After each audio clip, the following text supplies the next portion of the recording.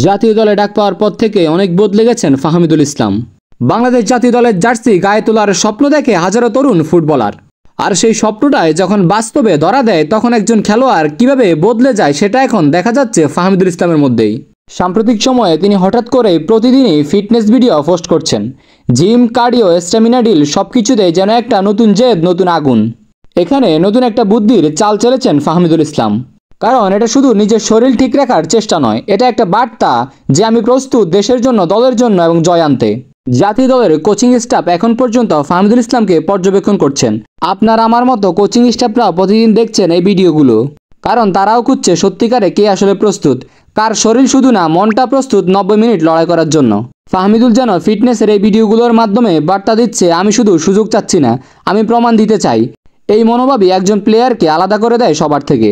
10 June সিঙ্গাপুরের বিপক্ষে match, এটা শুধু আরেকটা ম্যাচ না, এটা হবে একজন ফাহমিদুলের নতুন শুরু।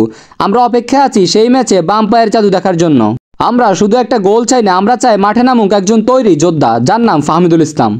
পুরো অনলাইন খুঁজেও যে ফাহমিদুলের দু একটা ভিডিও পাওয়া যেত না, সেই ফাহমিদুলে এখন নিয়মিত ভিডিও আপলোড করছেন। এটাই ফাহমিদুলের সবচেয়ে বড় পরিবর্তন। তো আপনার কাছে কি মনে হয়, কোচ ক্যাপ্টেনরা ফাহমিদুলকে কি একাদশে রাখবেন নাকি রাখবেন না? অবশ্যই কমেন্ট করে জানান।